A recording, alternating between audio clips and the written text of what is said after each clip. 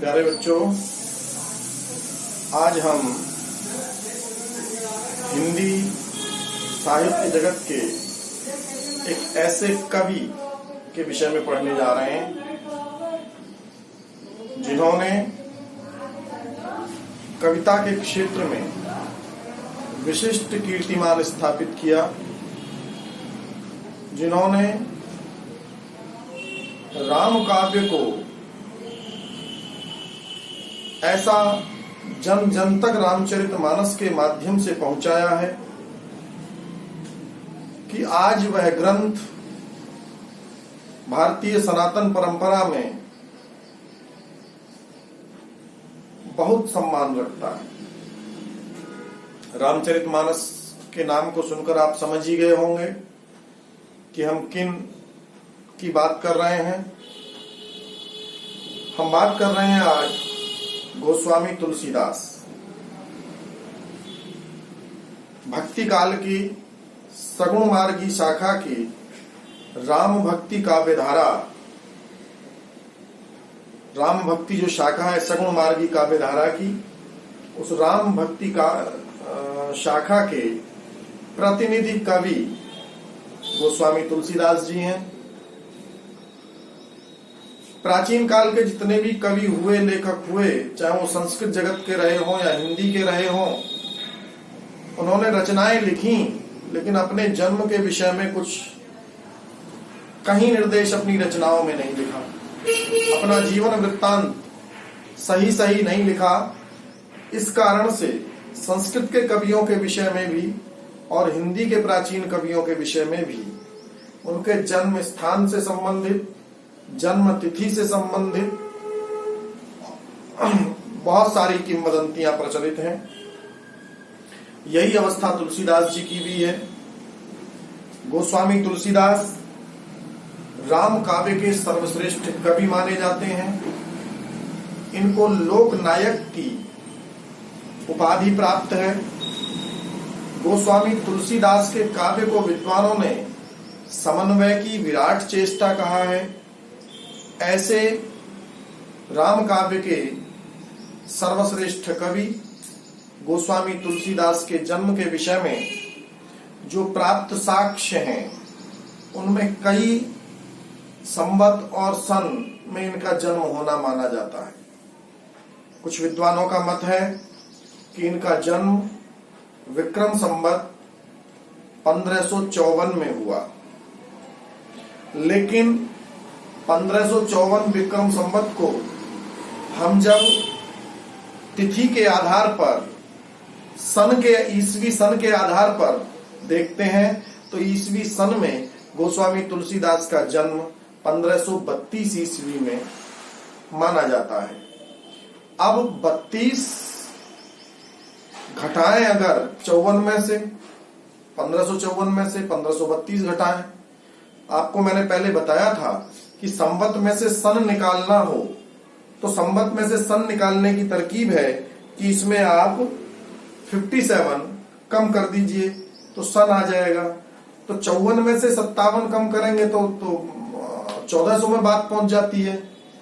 तो इस आधार पर कई बार, लेकिन ये 1554 वाला जो है ये बहुत ही प्रसिद्ध तिथि है संवत के आधार पर जो इनकी मानी जाती है।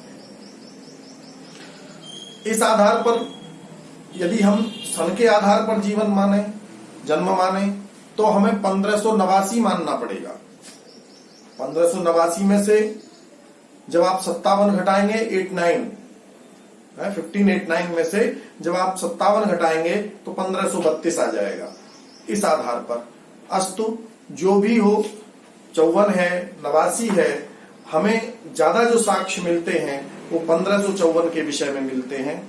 इसके विषय में कई प्रसिद्ध दोहे हैं। मैंने भी प्रयास किया है कि मैं आप तक उनके जन्म को काव्यबद्ध पंक्तियों में पहुंचाऊं। तो 1554 विक्रम संवत में राजापुर नाम के गांव में इनका जन्म हुआ। इनके पिता का नाम आत्माराम और इनकी माता का नाम हुलसी था। कहा जाता है ये अभुक्त मूल नक्षत्र में, एक नक्षत्र होता है ज्योतिष विज्ञान की उसमें आता है श्रेणी में, तो वहां अभुक्त मूल नक्षत्र होता है, उसमें ये पैदा हुए थे। तो अभुक्त मूल नक्षत्र में पैदा होने वाले बच्चे को अशुभ माना जाता है माता पिता के लिए। एक और बात ऐसा कहने सुनने में आता है कि इनके सारे दांत निकले हुए थे जब इनका जन्म हुआ था, तो इनके जन्म के समय में मुंह में दांत थे। दूसरी बात, इन्होंने जन्म लेते ही राम शब्द बोला था, ये रोए नहीं थे। कई सारी घटनाएं ऐसी, जन्मते बच्चे के दांत निकल आए तो हर किसी को थोड़ा सा गड़बड़ लगेगा। तो ऐसा सोच करके इनके माता पिता ने इनको त्याग दिया और तब चुनिया नाम की एक दासी ने इनका पालन किया। वहां से नरहरि दास नाम के एक संत थे, ये उनके पास पहुंच गए। क्योंकि इन्होंने सबसे पहला शब्द राम बोला था, इसीलिए इनका नाम राम बोला रख दिया गया। और नरहरि दास ने इनको शिक्षा दी। इनके दीक्षा गुरु नरहरि दास थे। उनसे काफी समय तक शिक्षा ग्रहण करने के बाद तुलसीदास जी काशी चले गए उनके निर्देशन पर, और वहां शेष सनातन जी एक विद्वान थे। शेष सनातन दर्शन ज्ञान, दर्शन के, व्याकरण के, साहित्य के श्रेष्ठ उच्च कोटि के काशी के विद्वान थे शेष सनातन जी। उनसे जाकर के तुलसीदास जी ने शेष अपना शास्त्रीय अध्ययन किया। ये इनकी गुरु परंपरा रही। अध्ययन काल में ही दीनबंधु पाठक की पुत्री रत्नावली से इनका विवाह हो गया। और तुलसीदास जी, जिनको न माता का प्रेम मिला, न पिता का प्रेम मिला, न किसी परिवार का प्रेम मिला, पत्नी का प्रेम मिला, तो पत्नी के प्रेम में ऐसे खोए कि उसी में रम गए। एक बार तुलसीदास जी की सूचना के बिना रत्नावली अपने मायके किसी आवश्यक कार्य से चली गईं, और उनके मायके जाने का जो तकलीफ थी वो तुलसीदास जी को बहुत ज्यादा हुई। और तुलसीदास जी प्रतीक्षा नहीं कर सके। भयंकर बारिश हो रही थी, आंधी पानी तूफान बारिश, नदियां नाले पार करते हुए, और रात्रि काल में ही तुलसीदास जी अपनी ससुराल में जा पहुंचे। वहां आज का जैसा समय नहीं था तब, इस तरह से व्यक्ति का आ जाना। और ससुराल में भी ऐसा कहा जाता है कि ये घर के पीछे से दीवार पर चढ़ करके और अपनी पत्नी के कक्ष में पहुंचे। उनको इस अवस्था में देख करके उनकी पत्नी को बड़ा क्रोध हुआ और उन्होंने कहा, अस्थि चर्ममय देह मम तामे ऐसी प्रीत, ऐसी जो श्री राम में होती तो भय भी। ये मेरा जो शरीर है वो हड्डी और मांस का बना हुआ है, तो आपको इस शरीर से इतना प्रेम है। काश कि आपको इतना प्रेम परमात्मा से, श्री राम से हो जाता, तो तुम्हारा संसार सागर पार करने का जो भय है वो दूर हो जाता, तुम्हारी मुक्ति का कोई संदेह न रहता। लाज न लागत आपको दौरे आए हो साथ, आपको लज्जा नहीं आई? मैं तो लजा गई हूं, अपनी सखियों में क्या मुंह दिखाऊंगी, क्या बताऊंगी जब लोगों को मेरा परिहास होगा। तुलसीदास जी को पत्नी की ये बात लग गई। पत्नी ने डांटा, तुलसीदास जी को बुरा लग गया। अब डांट तो अब भी बहुत लोगों पे पड़ती है, तो क्या करें, लोगों को बुरा नहीं लगता। तुलसी की पत्नी ने डांटा, तुलसीदास हो गए। कालिदास की पत्नी ने कालिदास को निकाल दिया घर से बाहर, तो कालिदास ने तपस्या की, साधना की, और कालिदास होकर के लौटे, इतने बड़े विद्वान होकर के लौटे। तो आप समझ सकते हैं कि कभी कभी डांट भी अच्छे के लिए हो जाती है, लेकिन किसी को लग जाए तब। तुलसीदास जी को लगी और तुलसीदास जी चले गए, और उसके बाद वो गृहस्थ में कभी वापस नहीं आए। तुलसीदास जी ने रामचरितमानस, विनय पत्रिका, पार्वती मंगल, जानकी मंगल, गीतावली, कवितावली, दोहावली, श्री कृष्ण गीतावली, रामलला नहछू, वैराग्य संदीपनी, रामाज्ञा प्रश्न जैसे प्रमुख 12 ग्रंथ इनके प्रामाणिक माने जाते हैं। इन ग्रंथों की रचना की उन्होंने दोनों भाषाएं अपनाई। उस समय की काव्य की 2 भाषाएं प्रमुख थीं, एक ब्रज भाषा और दूसरी अवधी भाषा। तुलसीदास जी ने ब्रज और अवधी दोनों ही भाषाओं का अपने काव्य में प्रयोग किया।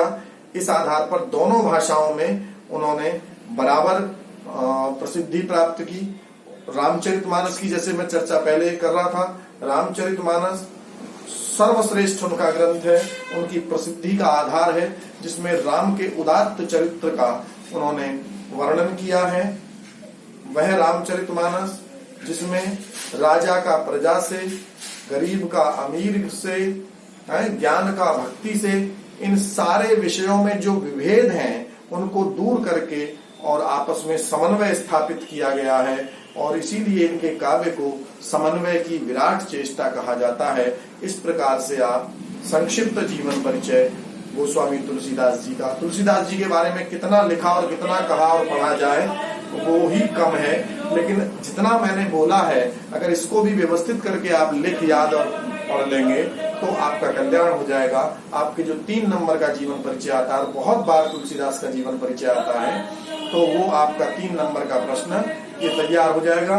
गोस्वामी तुलसीदास का जीवन परिचय आप जितना बड़ा और जितना विस्तृत और अच्छे से तैयार कर सकें उतना अच्छे से तैयार कीजिए। ये आपको इन 3 नंबर के साथ साथ आपको 7 नंबर और दिला सकता है। कैसे दिला सकता है? एक निबंध आता है हाई स्कूल में, अभी पहली बार आएगा आपको। हम 8वीं तक आपने छोटा छोटा निबंध लिखा था, 9th में निबंध था नहीं, अब फिर आपको निबंध आएगा एक, और निबंध में आता है मेरा प्रिय कवि या साहित्यकार। इस शीर्षक से आपको निबंध लिखना होता है। और यदि आपने तुलसीदास का जीवन परिचय बहुत बढ़िया विस्तृत सा सुंदर सा लिख लिया, तैयार कर लिया, जितना हम बता रहे हैं, और थोड़ा सा पुस्तक की सहायता से बड़ा सा आप कर लें, 3-4 पेज का अगर इसको कर लें तो आपको 2 काम हो सकते हैं इससे। शॉर्ट करके लिख देंगे तो 3 नंबर का जीवन परिचय सुंदर हो जाएगा, और इसको थोड़ा सा विस्तृत करके अगर आप लिख देंगे 3-4 पेज में तो आपका 7 नंबर का अगर आ गया, फंस गया कि मेरा प्रिय कवि या साहित्यकार, तो उसमें आप अपना प्रिय कवि तुलसीदास को मान करके और उनके बारे में जितना जानते हैं सब लिख जाएंगे, तो 7 नंबर आपको निबंध में भी वहां भी दिला जाएगा। तो एक जीवन परिचय आपको 10 नंबर का हो सकता है, और बोर्ड में पूरे 10 के 10 भी आप 8-9 नंबर इसमें से पा सकते हैं। अगर जैसे मैं बता रहा हूँ ऐसे लिखेंगे तो बढ़िया नंबर मिल जाएंगे आपको।